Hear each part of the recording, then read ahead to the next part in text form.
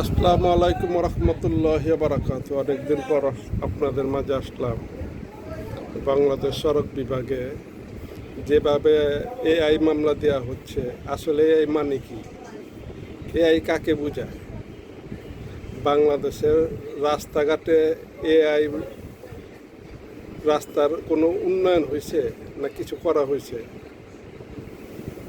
আমরা যারা বাইকার আছি, যারা বাইক চালাই, হেলমেট, তারপর আপনার ট্যাক্স টোকেন, মালিকানার এইগুলো ঝামেলাই তো সামাল দেওয়া পারি না। আবার এআই মামলা,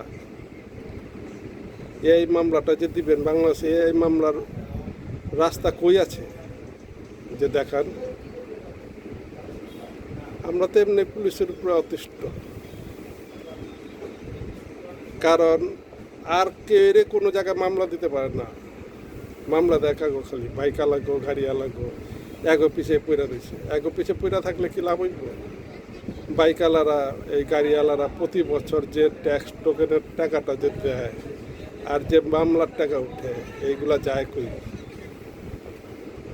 আপনারা এত ডিজিটাল হইতেছেন, এত কিছু করতেছেন, বাংলাদেশের সরকারি যারা চাকরিজীবী আছে, পিয়নে চাকরি করে 1000 কোটি টাকার মালিক হয়, তাকেও এআই মামলা দেন।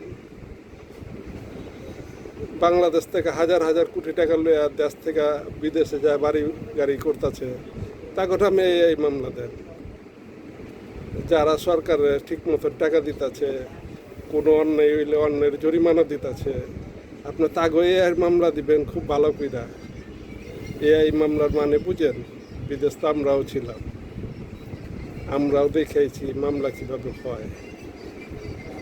আগে নিজের ঘর ঠিক কইরা পরেছেন আপনি বাহির ঠিক করবেন। আপনার ঘরে এলো বড় বড় চোরেরা বয়া দিচ্ছে, আর সাধারণ একটা মানুষকে অযথা হ্যারাসমেন্ট কইরা, দেশের অবস্থা নাই এমনি ভালো, হ্যারাসমেন্ট কইরা আবার টাকা পয়সা আতায় নেবেন।